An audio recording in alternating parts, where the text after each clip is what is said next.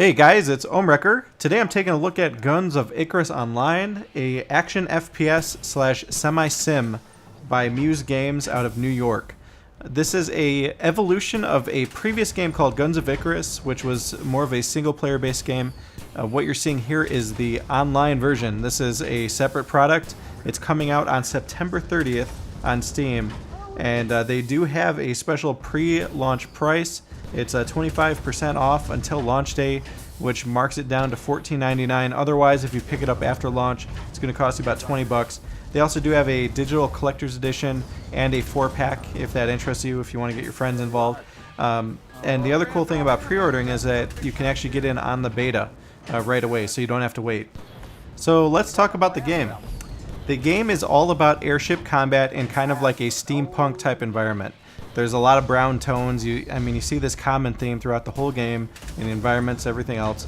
And you'll see a lot of browns. If you don't like browns, then you probably won't enjoy the visuals in this game. But it's definitely very fitting to what they're trying to do. And I don't personally mind it at all. So you pick one out of 5 ships that are currently in the game. Each one has its own purpose. There's like a galleon that has multiple side guns. Think like the old 18th century ships, and you'll get the right idea what that's about. There's also light scout ships, there's medium fighters. It's really just an interesting variety that you can choose from, and like I said, each has its own role and its own strengths and weaknesses. There are also 3 player classes that players can jump into as they try to man these ships and take out each other in the skies. The first is a pilot, and the pilot has a skill set available to him in his kit that more or less lets him change the maneuverability of the ship, where he can modify the properties of the balloon ascent rate or descent rate, the turning rate of the ship, or even the speed of the engines. Additionally, he can also equip himself with a spyglass that will allow him to spot enemy ships for other players, including allies that are in other ships. That way they can all kind of coordinate and keep track of the ship, as long as it doesn't disappear behind cover for a significant amount of time or through a heavy cloud. The engineer class is a much different experience though than the pilot. Instead of worrying about navigating the world and trying to make sure that your gunners have line of sight on a target, or that you're getting away from targets or catching up to them, as the engineer you're actually more focused on the ship itself. And this includes the systems like the ballast, the hull, and the weapon systems, even the engines. If any of those things go out, it can spell doom for the ship, especially if you're in the middle of a firefight. So the engineer's got to make sure that the gunners can use their weapons, that they're not on fire, that they're not destroyed. He's also got to make sure that the hull armor stays intact, because if the armor gets stripped away, then the hull starts taking damage, and if the hull takes enough damage, the ship explodes, and that's it.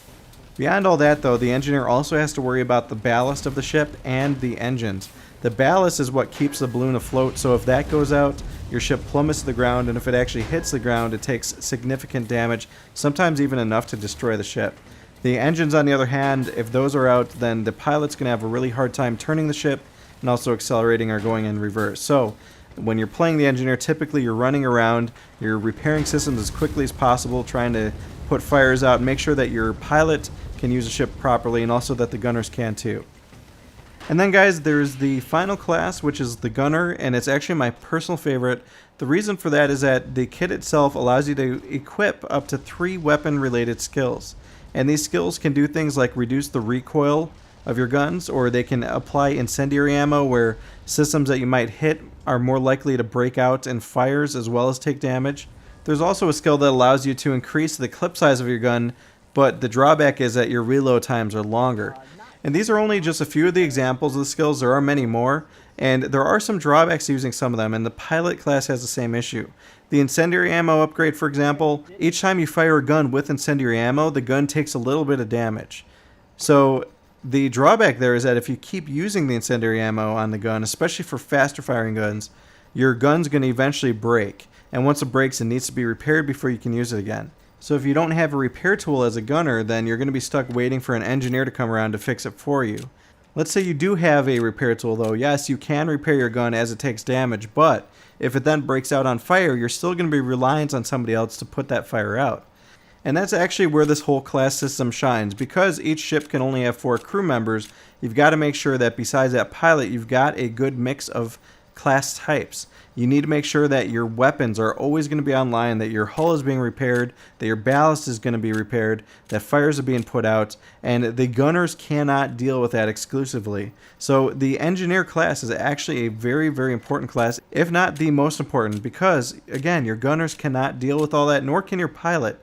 You really got to make sure that there's somebody that's going to be there to make sure that things are working at all times. So those things are a lot to take in with the different classes and skills and the ships, but then there's also a variety of guns that you also have to factor in as you're designing these ships and you're getting ready to man them. There's actually 12 weapons in all that pilots can configure the ships with for gunners and everyone else to use, and those include weapons like the flamethrower and harpoon gun at close range. There's the minigun and missile sling at a medium range, and there's even stuff like howitzers and mortars at long range that you can use to bombard the enemy from a great distance away.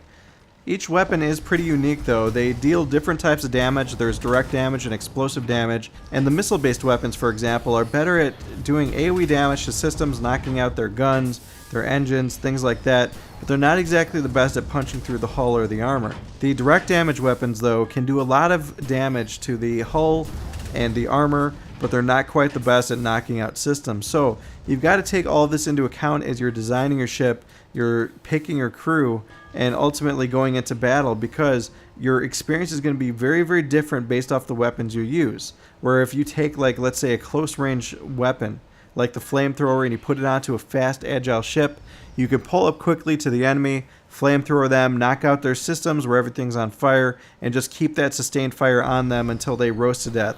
But on the other hand, if you want to go with a heavy front assault type ship, you can go and load up something like a missile sling or a flat cannon, do that AoE damage, and then lay into them with something like a Gatling gun and knock out that hull quickly. Now that we've covered the guns, though, let's go into everything else really quickly. First off, maps. There are 5 maps in the beta right now. I'm not sure if that's the final count, but among those 5 maps, you've also got different game modes. The primary game mode that I see most players playing in is Team Deathmatch, where there's either 3 ship versus 3 ship combat or 2 versus 2. There is a capture and hold type game type. I've only tried it once. It was pretty decent, but again, I kind of feel like this is more of like a team deathmatch game, and I'm told that the developers are working on a VIP mode where one ship has a VIP and they need to protect it, but I have not seen that one yet. Now let's talk about the graphics.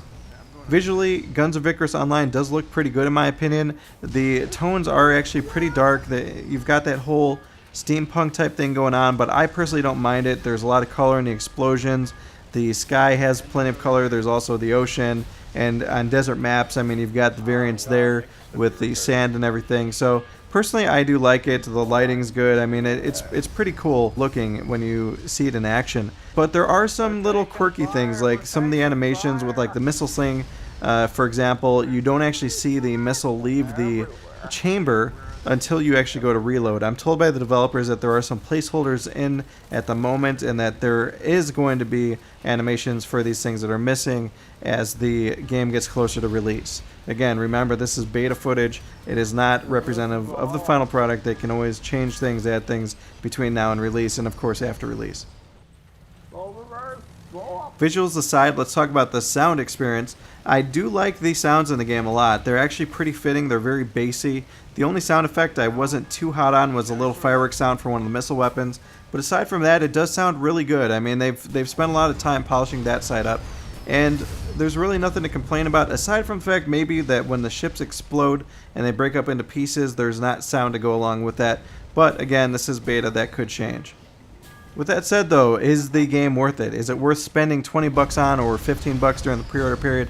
What I can tell you is this, that as a single-player game, I know that it wasn't accepted all that well. The reviews weren't the best, but as a multiplayer game, now that they've got this Guns of Icarus Online evolution, I actually do personally like it. I think it's a fun game. I enjoyed playing it with friends. I think that's going to be a key part in enjoying this product, is getting in with other human players and playing with them, because these classes and all that, and trying to coordinate with them using voice comm, which is actually built into the game, it's a really fun experience that, I mean, I personally enjoyed and I kept coming back to. With all things considered though, guys, I do enjoy this game. I do like it and I would recommend it. I think the price is pretty fair, and as mentioned, it's very, very unique. That's the thing that I really like about it, is just that it's something different in the FPS genre. So if you're still on the fence though after seeing this gameplay footage, I do have some good news. The developers of the game have provided me with a pretty sizable batch of beta keys to give away. We're talking over 50, and there's a high likelihood I can get more. So if you do want to check out the game before you buy it, this is your opportunity. All you got to do to win a key is, first, make sure you're subscribed to my channel, and second, leave me a comment, and in that comment, make sure that you make it very clear that you want a chance at a beta key. Additionally, since this is a team game, I actually have another side promo to go along with this giveaway. If you want to get your friends in on this beta, have them come to my channel, make sure that they're subscribed as well, and have them mention you as their referral. If you do that and one of you guys wins a key, I'll make sure that everybody on your crew gets a key. So that means that you can actually play this game with up to 4 of your friends just by entering this giveaway. Again, make sure you're subscribed, make sure that you leave a comment letting me know that you want a key, and if you do refer friends, make sure they mention you so that I can make sure you guys all get keys if you win. Anyways, guys, thanks for watching my coverage of Guns of Icarus Online. I hope you enjoyed the video. Please be sure to like, comment, favorite, and subscribe. And refer your friends to my channel. I always appreciate when you guys do that. Anyways, that's all, guys. Thanks for watching. I'll see you next time.